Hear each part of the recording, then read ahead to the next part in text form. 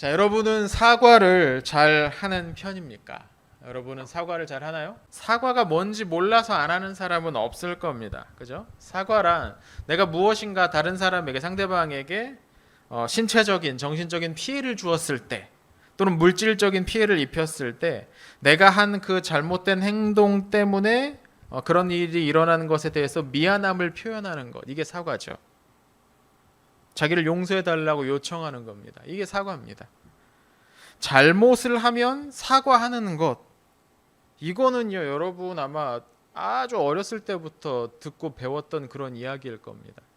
유치원 다닐 때, 어린이집 다닐 때부터 또는 뭐 집에서도 그런 이야기를 많이 들었을 겁니다.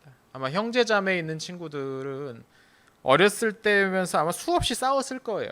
다투고 막 지금 보면 참 내가 그렇게 유치한 것 같고서 싸웠나 싶을 정도로 바나나 하나 더 먹겠다고, 과자 하나 더 먹겠다고 그렇게 이렇게 눈치 싸움하고 다투고 때리고 막 그랬던 적 아마 여러분들도 있을 겁니다. 생각해보면 목사님도 여러 목사님도 그 여동생이 한 명이 있는데 생각해보니까 어렸을 때는 참 사소한 이유로 티격태격할 때가 많았던 것 같습니다. 그러니까 하나 더 먹겠다고, 그거 하나 더 먼저 하겠다고 뭐 그런 일들 때문이죠. 근데 그렇게 다투고 나면 집에서 그렇게 다투고 나면 여러분 사과를 제대로 하고 있는지 모르겠습니다. 여러분 사과합니까? 사과하고 있어요? 사과를 잘 하지 않는 사람들이 있습니다. 사과를 잘 하지 않는 사람들. 먼저 자기가 잘못했는데도 그렇죠. 사람들이 사과를 하지 않는 이유가 뭘까? 목사님 곰곰이 생각을 해봤는데 한 세 가지 정도가 있는 것 같아요. 먼저 첫 번째로는 내가 잘못했다고 생각하지 않는 거예요. 내가 잘못했다는 생각이 안 드는 거예요. 분명히 내가 다른 사람을 불쾌하게 만들고 그 사람에게 피해를 입혔는데도 나는 그걸 인정하지 않는 거죠. 그러니까 내가 뭐 잘못했어? 저 사람에게 내가 무슨 문제를 일으켰어라고 생각을 하니까 사과해야겠다는 생각이 안 드는 겁니다. 나는 그냥 하고 싶어서 했는데 왜 그게 잘못이냐라는 식의 이야기들, 막 화내는 경우도 있죠. 바로 얼마 전에 목사님이 그런 경우를 봤습니다. 집 근처에 맘스터치에 갔어요. 치킨을 한번 사 먹어 보려고. 처음으로 한번 가봤어요. 맘스터치 치킨을 사려고. 그때가 오후 5시 45분쯤이었어요. 근데 목사님이 이제 그 띡띡띡 이제 눌러가지고 주문을 아니지, 그러니까 이제 앱으로 주문을 하고 이제 찾으려고 이제 딱 앉아 있는데 어떤 뒤에 이제 어떤 아저씨랑 아주머니들이 뒤에 이제 들어오신 거예요. 그래서 이 주문을 이제 눌러서 이제 하는 거죠. 근데 아저씨가 주문을 했는데 조금 있다가 바로 그래서 일하는 분이 나와서 죄송한데 지금 이 매장에서 드시는 걸 선택을 했는데 지금 아마 드시기가 좀 어렵습니다라고 대답을 했습니다. 왜냐하면 시간이 5시 한 45분에서 50분 사이인데 그 주문한 메뉴를 만들면 6시가 넘을 것 같아. 근데 요새 수도권 지역에는 4단계 사회적 거리두기가 실시가 되고 있기 때문에 매장에선 6시가 넘으면 2사람까지만 먹을 수가 있어요. 문제는 이제 이분들이 3명이었다는 거지.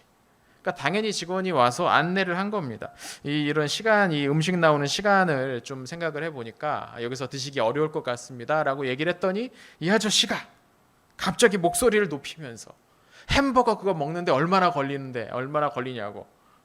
나는 그거 6시까지 다 먹을 수 있다고. 내가 그거 시간 다 계산해가지고 주문한 거라고. 지금 45분, 50분 사이인데 햄버거 나오는데 7분, 8분은 걸릴 것 같은데. 그러면서 막 빨리 내놓으라고. 앉아가지고 막 계속 궁시렁궁시렁 되는 거. 내가 무단횡단도 안 하는 사람인데요. 내가 그거 안 지킬 것 같냐고. 어쩌라고. 무단횡단 평소에 지키는지 안 지키는지 관심 없고 모이지 말라고 6시 넘으면 모이지 말라고 이야기를 했는데 막 도리어 자기가 잘못해놓고서 화를 내는 그런 모습들을 보이는 거죠. 이런 식인 겁니다. 뭐냐면 지금 말도 안 되는 고집을 부리고 있는데 다른 사람을 지금 곤란하게 만들고 있는데 자기만 그거 모르고 있는 거예요.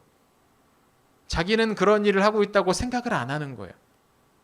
그러니까 사과할 필요가 없다고, 도리어 자기가 사과를 받아야 된다고 생각을 합니다. 이 철저하게 자기 생각에 푹 빠져가지고 나오지를 못하고 있는 거죠. 목사님은 이제 치킨이 이제 미리 예약을 했으니까 앱으로 예약해서 이제 가지러 간 거니까 들고 나왔는데 아마 그 아저씨는 그 뒤에도 사과 안 했을 것 같아요, 느낌에. 예, 그런 분들은 보통 사과 안 하시더라고요.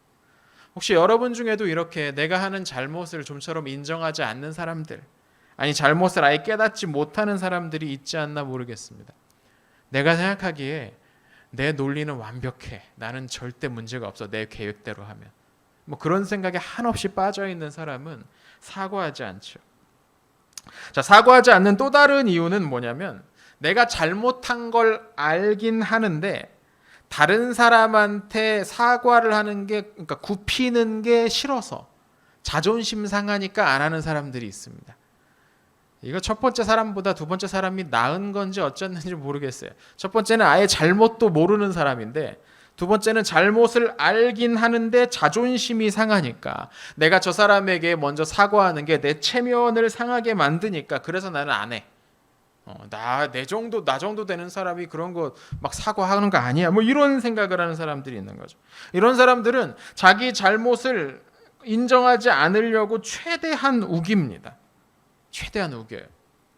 결과가 뭐 어떻게 되느냐, 이런 사람들은 시간이 지나면 점점 주변에서 사람이 없어집니다. 왜냐하면 저 사람하고 말하면 피곤하거든요. 저 사람 성격 이상한 거 다 아니까 주변 사람들을 비웃으면서 그냥 피해버리죠. 이 고집쟁이 스타일이라고 할 수가 있을 겁니다. 마지막으로 한 유형이 더 있어요. 사과를 하지 않는 한 유형이 더 있어요.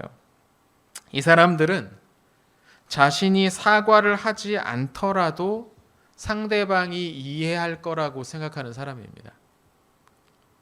그러니까 굳이 사과할 필요가 없다는 거죠. 내가 잘못한 것도 알고 미안한데 뭐 굳이 그런 거 다 사과해. 저 사람 다 이해할 수 있어. 저 사람은 내가 사과하지 않더라도 다 알 거야. 내 마음 다 알 거야. 이렇게 생각하고 사과하지 않고 넘어가 버리는 겁니다. 어떤 사람들이 주로 이러느냐? 주변에 이해심 많은 사람들이 많이 있는 경우, 그런 사람들이 이런 스타일입니다. 근데 가만히 생각해 보면 지금 이 사람은 자기를 잘 알고 잘 이해하고 심지어 자신의 잘못을 용납해주는 좋은 사람들이 있기 때문에 이런 생각을 하는 거죠. 그런데 그런 사람들에게 상처를 입히고 잘못을 했는데 별다른 조치를 취하지 않겠다는 거예요. 왜? 상대방 성품이 좋으니까. 아마도 사과하지 않는 세 가지 유형 가운데 바로 이 유형이 가장 바보 같은 사람들일 겁니다. 자신을 사랑하고 좋아하고 아껴주는 사람한테 상처를 차곡차곡 쌓고 있는 사람이에요. 진짜 바보 같은 사람인 거죠. 자, 다시 한번 묻습니다. 여러분 사과를 잘하고 있습니까? 혹시 여러분이 사과를 잘 안 한다면 이 세 가지 유형 가운데 어떤 유형에 속하는지 한번 생각해 봅시다. 나는 왜 사과를 잘 안 할까? 나는 잘못을 모르는 사람인가? 아니면 자존심이 세서 사과를 못하는 사람인가? 아니면 그냥 사과 안 해도 다 이해하겠지라고 가볍게 생각하고 나를 용서해주고 품어주는 사람들에게 상처를 입히는 사람인가? 자, 근데 여러분 우리가 한 가지 더 기억을 해야 될 것이 있습니다. 무엇이냐면 우리가 하는 모든 잘못은, 모든 죄는 어떤 사람에게 문제를 일으킨 것이기도 하지만 동시에 하나님에게도 잘못한 거라는 사실입니다. 다시요. 우리가 저지른 모든 잘못, 모든 죄는 사람에게, 어떤 그 대상이 된, 직접적인 대상이 된 사람에게 문제를 일으키는 것뿐만 아니라 하나님에게도 동시에 문제를 일으킨 거라는 겁니다. 우리가 누군가의 몸에 상처를 입혔다면 그건 그 사람을 만드신, 그 사람의 주인이신 하나님에게도 나쁜 짓을 한 거죠. 생각을 해서 누가 와서 내가 산 노트북을 박살냈어요. 화면이 안 나와. 어저께 샀는데. 여러분 어떤 마음이 들겠습니까? 화가 막 나겠죠. 근데 그렇게 해놓고서 뭐 그럴 수도 있지. 그래, 그러고 가버렸어. 이러면 화가 더 크게 나겠죠. 막 아주 가만히 있지 못할 겁니다. 마찬가지. 우리가 이 세상에서 저지르는 죄는 그게 상대방이 사람이든 동물이든 자연이든 뭐든 그것을 만드신 하나님, 그것의 진짜 주인이신 하나님에게 피해를 일으킨 거라는 겁니다.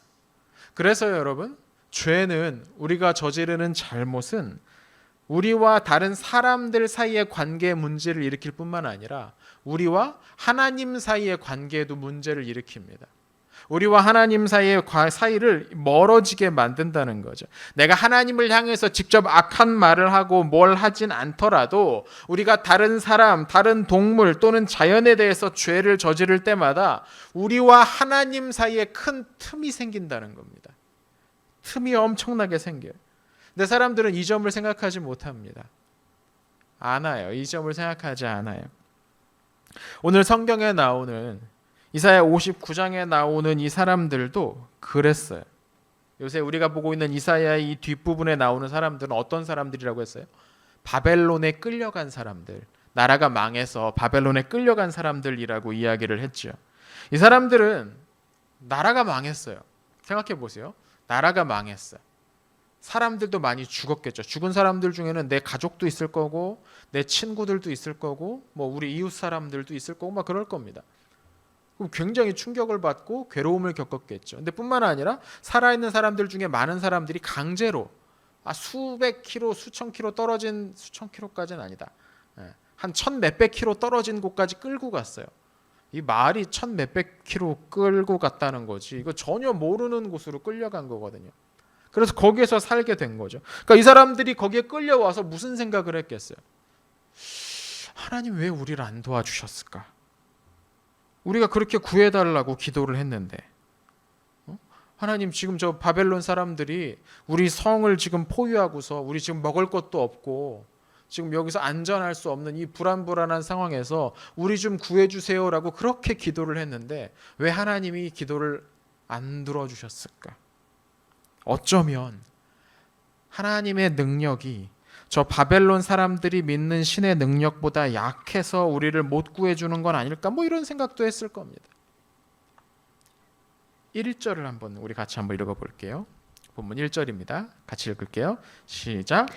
보아라, 여호와의 능력이 부족하여 너희를 구원하지 못하는 것이 아니다. 여호와께서 귀가 어두워서 너희의 기도를 듣지 못하시는 것이 아니다. 자, 여기를 보면 이 선지자가 문제는 다른 데 있는데 마치 하나님에게 문제가 있는 것처럼 생각하는 사람들에 관해서 이야기를 합니다. 뭐라고 그 사람들이 이야기하냐? 하나님이 능력이 부족해서 우리를 구원해 주지 못하는 거 아니냐? 하나님이 귀가 혹시 좀 어두워지셔가지고 우리가 기도할 때 그 기도 소리를 못 들으시는 거, 그런 생각을 하는 사람들이 있었다는 거예요. 하나님이 능력이 부족해서, 하나님이 뭔가 자질이 부족해서 자기들을 구해주지 못하는 것처럼 생각하는 백성들이 있는데 그거 틀렸다는 겁니다. 선지자가 이야기, 그렇지 않다, 그거 틀렸다. 그럼 문제가 뭐냐? 2절에 나옵니다. 2절도 다시 한번 같이 읽어볼게요. 시작. 다만 너희의 죄악이 너희와 너희 하나님을 갈라놓은 것이며 너희 죄 때문에 주께서 너희에게 등을 돌리셨고 너희 말을 들어주지 않으신 것이다. 자, 문제는 하나님에게 있는 게 아니라 사람에게 있었습니다. 문제는 하나님 책임이 아니라 사람이었다는 거예요. 백성들이었다는 거예요. 이 백성들이 죄를 지을 때마다 하나님과 이 백성들의 사이에 틈이 점점점 벌어지고 있었다는 거예요. 그런데 이 틈이 벌어지고 있는 것을 백성들은 보면서도 아무런 조치를 하지 않은 거예요. 이 틈을 메울 수 있는 조치를 아무것도 하지 않은 겁니다. 사실 백성들이 할 수 있는 건 많지는 않았습니다. 하나님과 백성들 사이에 틈이 이렇게 벌어졌는데 백성들이 이걸 어떻게 해결을 해요? 할 수 있는 건 사실 하나밖에 없었어요. 뭐냐? 자신들의 잘못을 인정하고 자신들의 죄를 고백하고 하나님 앞에 나와서 회개하는 것, 용서를 구하는 것, 이것밖에 없었어요. 사실 백성들이 하는 거 그거밖에 없습니다. 그러면 그 용서를 통해, 용서를 구함을 통해서, 그 회개를 통해서 하나님께서 그 틈을 다시 메워주시는 거죠. 근데 백성들은 그걸 하지 않은 거예요. 하나님께 용서를 구하지 않았어요. 하나님께 회개하지 않았다는 겁니다. 왜 그랬을까요? 이 백성들은 왜 용서를 구하지 않았을까? 죄가 죄인지를 몰라서 그랬을까요? 아닙니다, 아마도. 왜냐하면 그게 잘못이라고 선지자들이 수없이 나와서 외쳤어요. 여러분, 그거 하는 거 죄입니다. 여러분, 그거 잘못입니다라고 수없이 와서 외쳤어요. 그러니까 이게 잘못인지를 몰랐다는 변명은 통하지 않을 겁니다. 그럼 죄를 인정하는 게 자존심이 상해서였을까요? 하나님 앞에서 사람이 무슨 자존심을 내세우겠습니까? 다른 사람들 앞에서 자존심이야 뭐 어떻게 생각해 볼 수 있겠지만 하나님 앞에서 자존심을 내세운다는 거 이건 사실 말이 좀 안 됩니다. 그러면 어쩌면 이 사람들은 하나님이라면 그냥 다 용서해 주지 않으실까라는 생각, 이런 느슨한 마음을 가지고 있었던 건 아닐지 모르겠습니다. 우리는 하나님께 예배하고 있으니까, 우리는 하나님께 제물도 바치고 헌금도 하고 있으니까, 우리에겐 하나님께 예배할 수 있는 성전이 있으니까, 우리는 안식일도 지키고 성경도 읽고 찬양도 하고 있으니까, 그러니까 하나님은 우리가 좀 잘못하더라도 알아서 용서해 주지 않으실까? 어쩌면 백성들의 마음에 이런 생각이 있었을지도 모르겠습니다. 만약 그랬다면 이 사람들은 정말 바보 같은 사람들입니다. 용서를 구하지도 않고 회개하지도 않았는데 하나님이 알아서 이 문제 해결해 주실 것이다라는 생각, 정말 바보 같은 생각이죠. 이 사람들은 자기들이 저지른 죄 때문에 하나님과 자기들 사이에 이 틈이 점점점 벌어지고 있는데 그걸 알아차리지 못한 겁니다. 이건 건물이 무너지는 것과도 비슷해요. 처음에는 건물에 이제 금이 하나 이렇게 쭉 갈 겁니다. 저걸 딱 보면서 이건 뭐지? 금 같네? 이거 금 같어요. 이거 금 같네. 그러고 지나갈 겁니다. 이 조금 지나서는 이 금 간 것 주변에 페인트들이 하나씩 둘씩 떨어질 겁니다. 이제 그걸 보면서 이 페인트가 떨어졌는데 이거 이상한데? 그리고 또 그냥 가는 겁니다.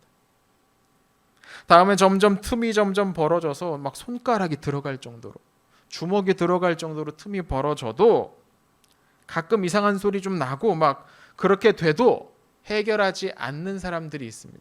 그러다가 실제로 무너진 일들이 많이 있습니다. 우리나라에도 있었고요. 외국에도 많이 있었죠.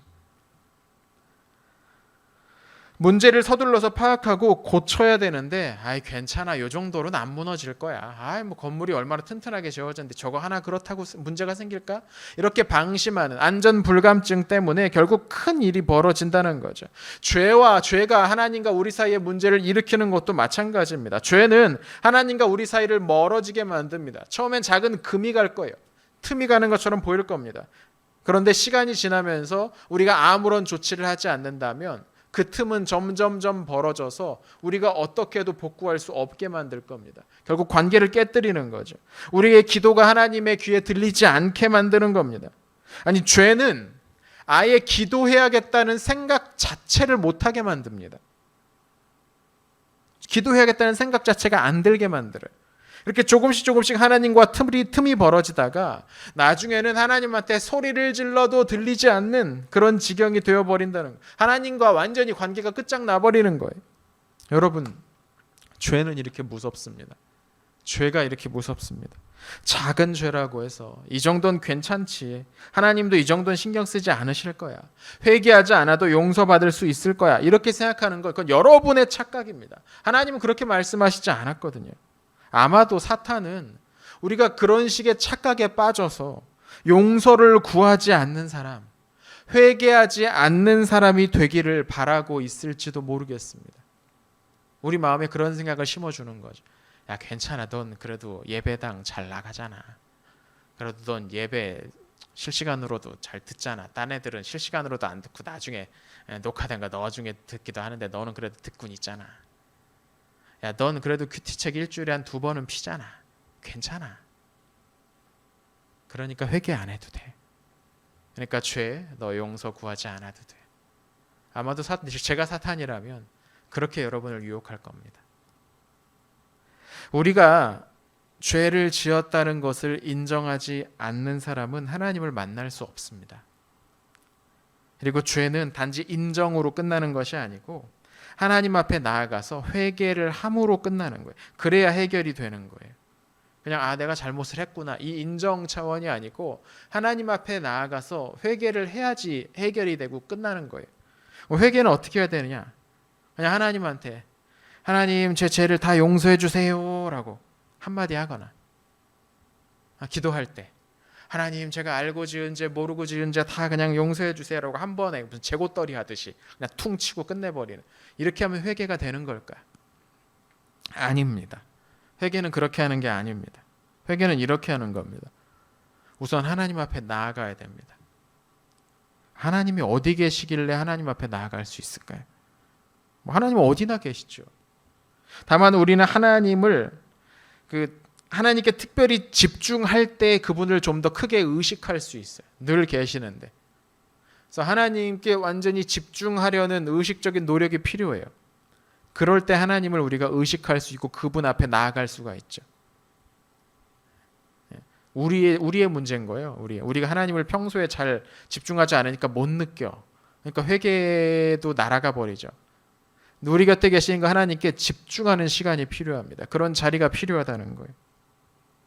하나님 앞에 나아간다라는 건 하나님을 떠올린다는 겁니다. 하나님을 계속해서 생각한다는 거예요. 하나님을 생각한다는 건 우리가 예배 시간에 큐티할 때 또 배웠던 하나님을 떠올리는 거죠. 하나님은 이런 분이시지. 하나님은 이런 분이시라고 하나님을 떠올리는 겁니다.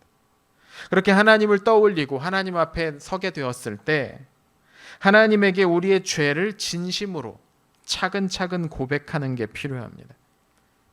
근데 이 죄라는 게 참 구역질 나는 거라서 머릿속으로 마음속에 떠올리는 것만 해도 우리를 불쾌하게 만듭니다. 우리가 저지른 죄를 우리가 가만히 떠올리는 것만 해도 참 우리를 괴롭게 만들어요. 진짜 우리가 짓는 죄들을 가만히 떠올리면 야 진짜 이런 인간 진짜 정말 소망이 없다. 막 이런 생각이 들게 돼요. 그러다 보니까 내가 잘못한 걸 떠올리지 않고 대충 넘기고 싶은 생각이 막 올라옵니다. 한쪽에서. 근데 그건 죄를 제대로 다루는 방식이 아닙니다. 우리가 지은 죄를 하나님 앞에 솔직하게 진지하게 고백해야 되는데 그렇지 않고 그냥 대충 그냥 퉁 쳐서 하나님 제가 지은 죄들 다 아시죠? 용서 이런 식으로 생각하지 않으려고 하는 마음이 올라오는데 그렇게 하면 안 된다는 거죠. 분명히 우리가 지은 죄가 무엇인지를 또박또박 생각하고 인정하고 하나님 앞에 고백해야 된다는 거예요. 근데 그렇다고 해서 또 이건 살짝 조심해야 될 건 뭐냐면 떠오르지도 않는 죄를 억지로 막 바닥을 막 긁어가지고 끌고 올 필요까지는 없습니다. 무슨 말이냐면 자꾸 이제 회개하라고 하니까 무슨 수련회 가서 저녁에 기도회 하려고 우리의 죄를 다 회개하라고 막 하고 옆에서 막 선생님들 막 울면서 막 기도하고 몇몇 애들 저 앞에서 막 그러고 있으니까 왠지 나도 회개해야 될 것 같은데 당장 한 일주일에 지은 죄는 떠올리지 않으니까 한 8년 전에 지은 죄 다시 막 끌고 와가지고 하나님 제가 8년 전에 이런 죄를 지었는데 그럴 필요까지 없다는 거예요. 그렇게까지 하라는 게 아니에요. 우리가 지은 죄를 솔직하게 정확하게 인정해서 하나님 앞에 고백을 하되 해결된 문제들까지 막 다시 끌고 와가지고 막 13년 된 죄 막 이런 것들 막 끌고 와서 물론 해결이 안 됐다면 끌고 와서 빨리 해결을 해야죠. 하나님 앞에 기도하면서 회개하면서. 근데 그렇지 않은 것까지 자꾸 끌고 올 필요까지는 없다는 거예요. 그렇게 하라는 말은 아닙니다. 자, 하나님 앞에 나왔어요. 우리의 죄를 솔직하게 있는 그대로 진지하게 인정하면서 고백을 합니다. 그리고 그 죄에 대한 용서를 구하는 것. 하나님께 다시 같은 죄를 저지르지 않을 수 있도록 힘을 달라고 기도하는 것. 여러분 이게 회개의 프로세스, 회개의 절차입니다. 회개는 그렇게 하는 겁니다. 그냥 기도하는 시간에 하나님 제 죄를 용서해 주세요. 이런 식으로 대충 넘어가는 건 회개가 아닙니다. 목사님 생각하기에 그렇게 하는 회개는 우리에게 아무런 도움도 되지 않습니다. 도리어 해가 될 뿐입니다. 어떻게 해요? 자기가 회개했다고 착각하게 만드니까. 실제로 그 문제 하나님과의 사이에 벌어진 그 틈은 전혀 해결되지 않았는데 해결됐다고 착각하게 만드니까. 건물에 막 금이 가고 있는데 그 위에 그냥 페인트만 새로 칠해가지고 아무것도 없는 것처럼 느껴지게 만드니까. 그렇게 하면 안 된다는 거죠. 진정한 회개를 할 때 하나님과 우리 사이에 틈이 메워집니다. 하나님과 다시 친밀한 관계를 맺을 수가 있고 기도가 다시 통하게 되고 하나님이 우리의 삶을 인도하시는 경험을 받을 수가 있죠. 여러분 이번 한 주에는 우리의 삶에 있는 죄를 진지하게 제대로 회개하면서 하나님이 주시는 새 힘을 얻었으면 좋겠습니다. 여러분 하나님이 이 어려운 코로나 시국에도 여러분 시국이란 단어 자주 쓰더라. 재밌어요. 이 코로나 상황에서도 하나님이 우리를 지켜주실 겁니다. 하나님이 여러분의 길을 인도하십니다. 그러려면 하나님과 우리 사이에 막힌 것들이 없어야 돼요. 하나님과 우리 사이에 이 떨어진 이 간격이 사라져야 되는 거죠. 하나님이 힘을 주시는 것, 그 힘을 받아 사는 것, 그게 우리가 얻는 가장 큰 복입니다. 그리고 여러분, 하나님과만이 아니라 여러분 주변 사람들에게도 제대로 사과할 수 있는 사람이 되었으면 좋겠습니다. 하나님이 여러분 그렇게 하기를 기다리고 계십니다. 이번 한 주 우리의 죄를 하나님 앞에 인정하며 하나님과 좀 더 깊은 관계로 나아갈 수 있는 우리 중등부가 되기를 축원합니다. 기도합니다.